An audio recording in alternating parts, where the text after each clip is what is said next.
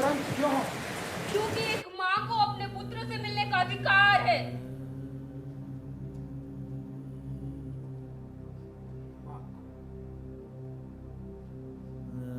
क्या थी मेरी भूल?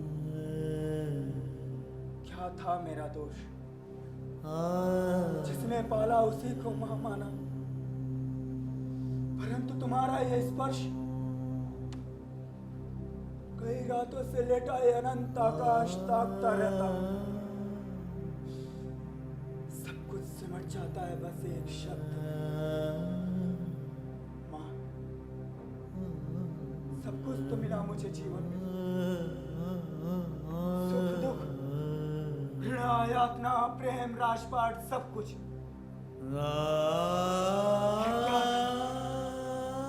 नराधम, घृणित क्या था मां?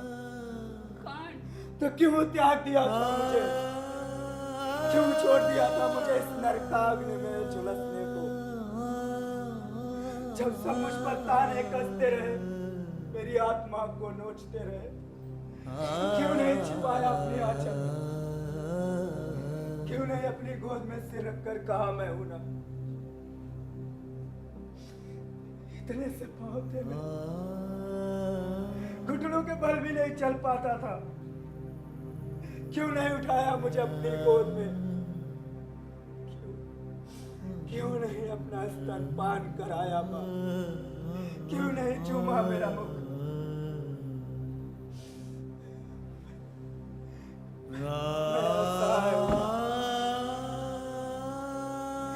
मैं बहुत सहमा हुआ हूं।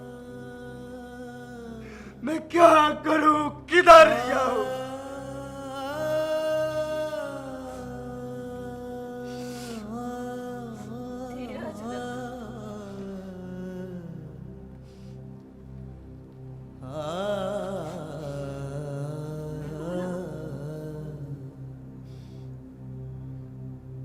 कितना बड़ा हो गया है तू,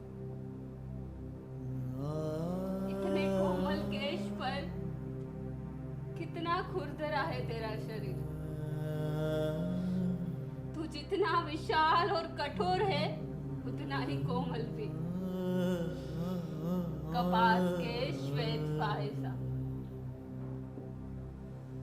तू जानता है बड़ा नहीं हुआ, मानो तेरा बचपन वही ठहर गया हो। कुछ भी तो नहीं बदला, सिवाय इसके कि तू लापरवाह हो गया है। मैं जो नहीं थी, और आज आप हैं, और विडंबना देखिए कि आप कहाँ हैं और मैं कहाँ हूँ। क्षमा कीजिए राजमाता, इस प्रकार भावनाओं में बहना मेरी आदत नहीं, परंतु कई बार हमारे शरीर और मस्तिष्क से भिन्न ही कोई चीज हमें नियंत्रित करती नहीं क्या? खंड में रात्रि का तीसरा पहर भी क्या? भोर से पूर्व राजमाता राजमहल को जाना चाहिए। राजमाता मत कहो मुझे। तो क्या कहूँ? इस तरह से मुझे अपमानित मत करो कर। अपमानित? जो स्वयं जीवन भर अपमान में जिया हो, वो किसी को क्या अपमानित करेगा माँ?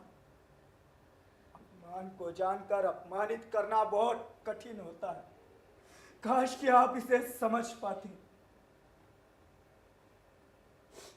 बड़े समझदार हो गए हो तुम, है ना? अपमान, दुख, यातना सिर्फ तुमने ही तो सहा है। सत्य जानकर ही दिल मिला उठे हो, और मेरा क्या? जिसने इस सत्य को जाना और फिर अपने हाथों से मृत्यु की खोख में डाल दिया, और किसी से कह भी न सकी। जननी क्या करती जब जनक ने ही मुंह मोड़ लिया?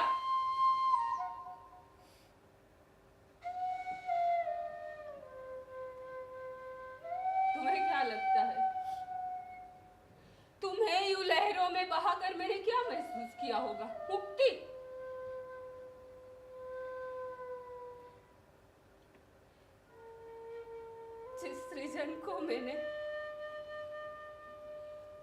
9 महीने अपनी गर्भ में सहेजा,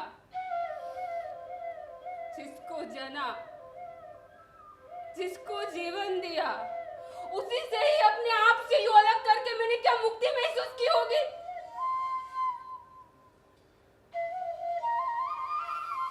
नहीं कर्ण, नहीं। मैंने अपनी उदासी को सहा है।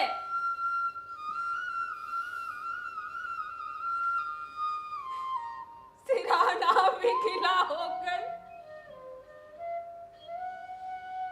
मेरी त्रासदी पर रोता था, और मैं कुछ न कर सकी।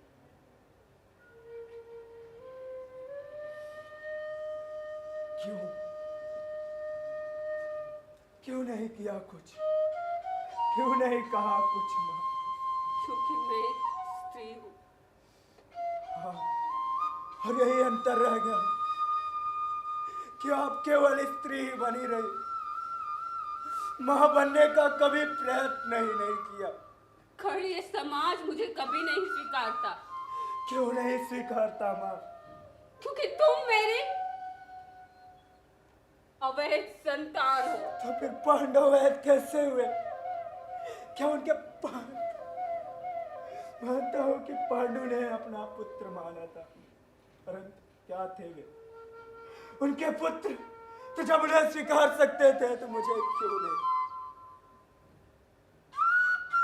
कि विवाह के पहले संतान की उत्पत्ति अमान्य होती है, विवाह के पश्चात भी उसी पद्धति से मान्य हो जाती है। हाँ, पर समाज उसे मान्यता देता है खंड। समाज तो हर उस चीज को मान्यता देता है जो उससे मनवाया जाए। आखिर व्यास को मान्यता क्यों मिली? क्योंकि सत्यवती ने उनसे मनवाया, और आप इतनी निर्बल निकली कि आपने एक बार भी प्रयास नहीं किया।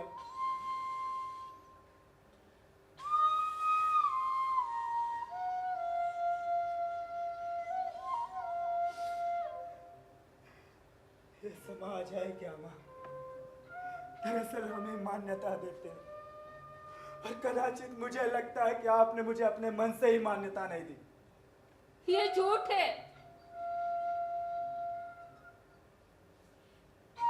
मैंने तुम्हें अपना पुत्र माना है। हाँ, परंतु आज ये क्यों? जब कल प्रातःकाल यह कर्ण कौरव सेना का सेनापति बनकर रणभूमि में जा रहा, क्यों माना मुझे पुत्र? जब मेरा यह संकल्प दृढ़ हो चुका है कि पांडव का वध ही मेरा ध्येय है। मुझ पर लांछन मत लगाओ कर। लांछन नहीं लगा रहा हूँ राजमाता, वास्तविकता बतला रहा हूँ। जब मैं कुछ नहीं था तो नाम शूद्र, और जब आज आया समय युद्ध का तो ये खलबली कैसी? कृष्ण भागे भागे चले आए सत्य असत्य और धर्म अधर्म की परिभाषा देने। और राजमाता कुंती मध्यरात्रि को चली आई पुत्र कहने। जब आज तक अपनी वेदना को छिपाए रखा तो अब क्यों कहने चली आई मुझसे त्रासदी? यदि मैं आज भी नहीं आती तो विनाश होता। भाई भाई की हत्या करने रण में उतर जाते। यदि मैं युद्ध में ना भी जाऊं तो भी वहां भाई भाई की हत्या करेंगे माँ। और हाँ, आज आपके यहाँ आ जाने से यह विनाश रुकेगा नहीं, क्योंकि यह विनाश स्वार्थों की नींव पर खड़ा है, और कोई भी शांति के लिए अपने स्वार्थ को त्यागने को सच नहीं। चाहिए जाकर विश्राम कीजिए, कल प्रातःकाल अपने पुत्रों का रण तिलक भी तो करना होगा। तो तुमने निश्चय कर लिया? हाँ। जो बीता उसे भुलाया नहीं जा सकता कर्ण। कदापि नहीं। यही भूल कर रहे हो कर्ण।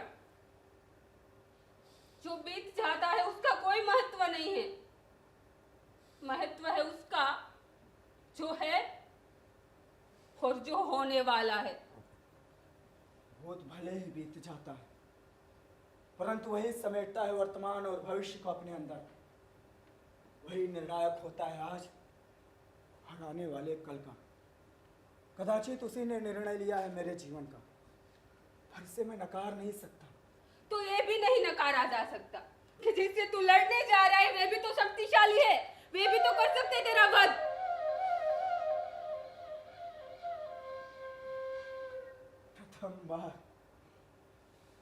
प्रथम बार सुना कि युद्ध में जाने से पूर्व पुत्र को मां ऐसे वचन भी कहती है।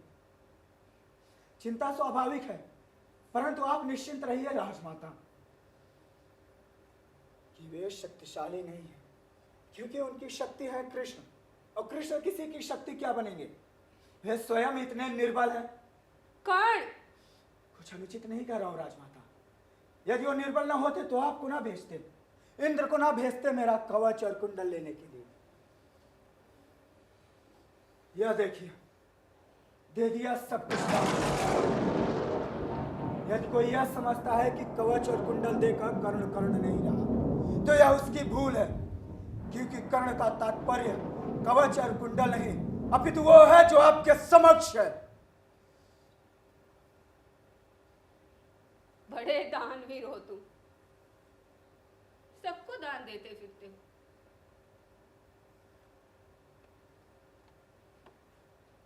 अपनी मां को दान नहीं दोगे? मां को दान देकर उसे छोटा करो, यह मुझसे नहीं होगा मां। परंतु तुम्हें एक वचन देता हूं। आज तुम्हारा यह अवैध पुत्र तुम्हें वचन देता है कि अर्जुन को छोड़ अन्य किसी पांडव का वध नहीं करूंगा। अर्जुन या मुझ में कोई एक ही जीवित बचेगा, इसी में संतोष कर लो मां। ये संसार जानता है कि कल तुम 5 पुत्रों की मां थी और सदैव रहोगे।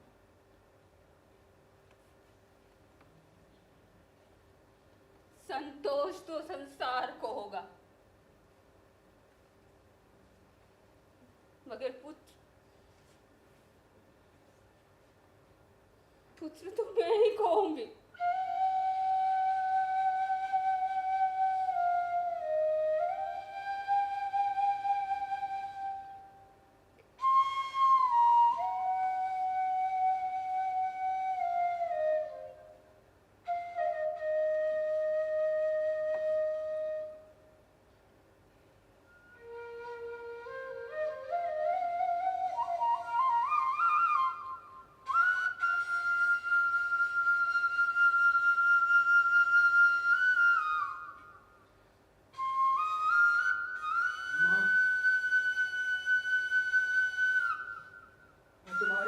संतान हूं। क्या युद्ध में जाने से पूर्व तुम्हारे इस अवैध संतान को तुम्हारे आशीर्वाद तक का अधिकार नहीं?